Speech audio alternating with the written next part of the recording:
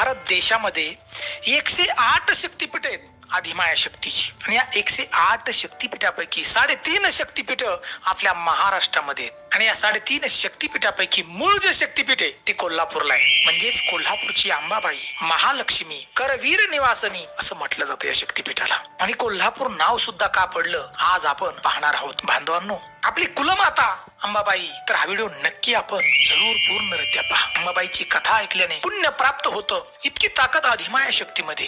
तर बांधवांनो, ही अधिमाया शक्ती कोल्हापूरला आली कशी, प्रकट झाली कशी अधिमाया, ते आपण या कथेच्या माध्यमातून पाहणार आहोत.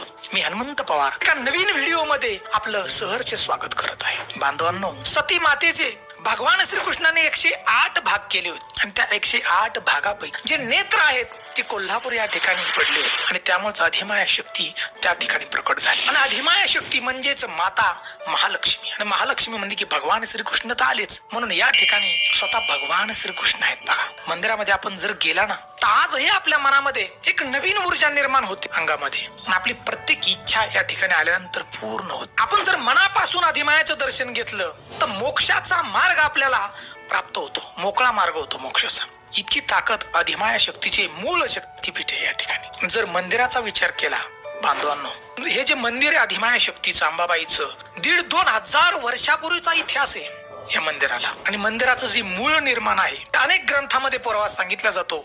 चालुक्य शासक कनदेव याने 7व्या शताब्दीमध्ये बघा हे मंदिर बांधले. पुढे नंतर पुनर्निर्माण शिलहार यादव या राजाने 9व्या शतकामध्ये केलं. बघा, तर मंदिराचं बांधकाम इतकं उत्कृष्ट आहे, इतकं कलाकृती बांधकाम आहे की फार कलाकृती बांधकाम आहे. आणि त्यामुळे या मंदिरावरती मोगलांनी अनेक वेळा स्वाऱ्या केल्या. बघा, अनेक वेळा स्वाऱ्या केल्या.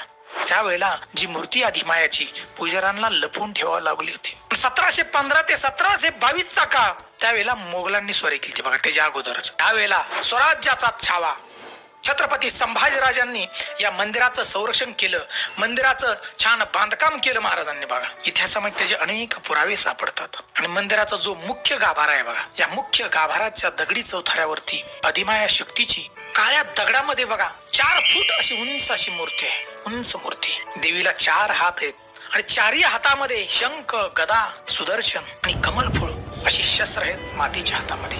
मातीच्या डोक्यावरती 40 किलो वजनाचा मुकुट आहे, आणि मुकुटावरती शेष नाग आहे. अशी मूर्तीची रचना आहे बघा अधिमाया शक्तीची.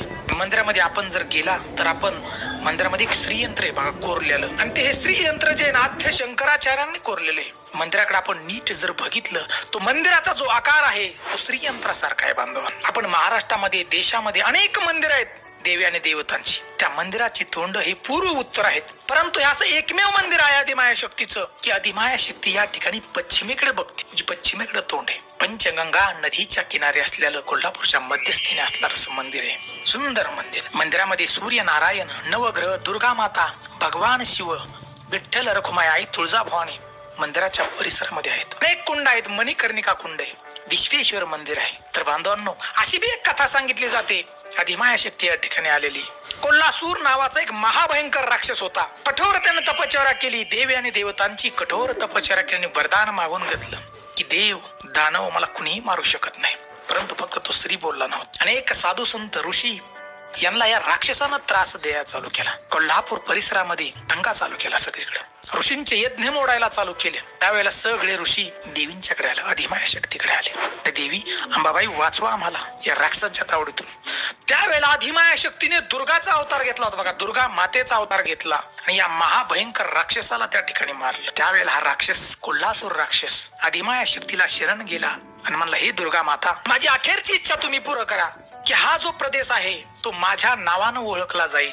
दुर्गा मातेने तथास्तु म्हटलं, आणि तेव्हापासून कोल्हापूर म्हटलं गेलं. बांधवांना आपण मंदिरामध्ये गेला तर 4 मुख्य प्रवेशद्वार आहेत. जे पश्चिमेचं प्रवेशद्वार हे मुख्य आहे, पूर्व, दक्षिण, उत्तर अशी द्वार आहेत. आणि पूर्वेला मातेचा गर्भगृह आहे, अंतराळ मंडप आहे, गणपती गणेश मंडप आहे. त्याला साक्ष गणपती म्हटलं जातं. आपण ज्या वेळेला पाया पडायला तुला गणपतीच्या पाया नक्की पडा, साक्ष देणारा तो गणपती.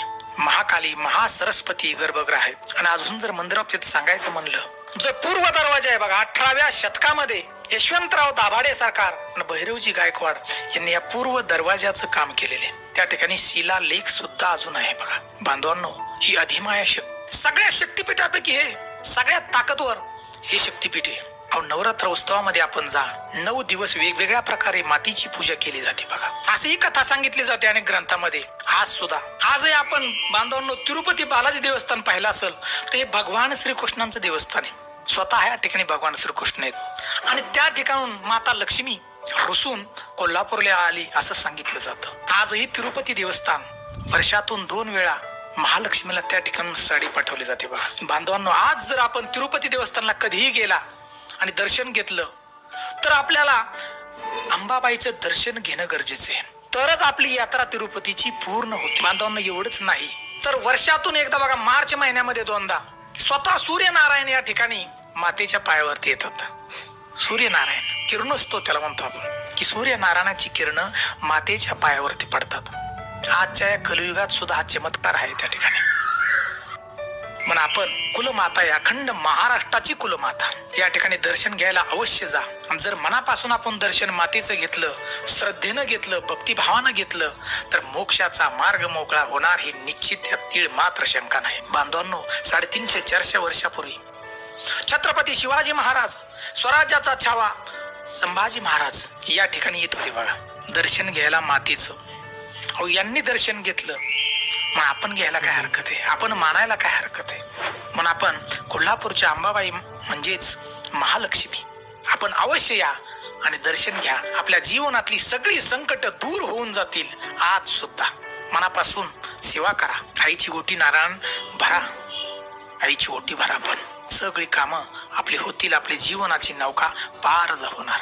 बांधवांनो, ही माहिती जर आवडली असेल तर आपण जास्तीत जास्त शेअर करा. ही माहिती आमच्या चॅनलला लाईक करा, सबस्क्राईब करा, बेल घंटीचं बटन दाबा, म्हणजे नवीन व्हिडिओ आपल्यापर्यंत पोहोचतील. आणि आम्हाला कमेंट द्या. कोल्हापूरच्या अंबाबाईच्या नावानं उदो उदो अशी आम्हाला नक्की कमेंट द्या. जय हिंद, जय महाराष्ट्र.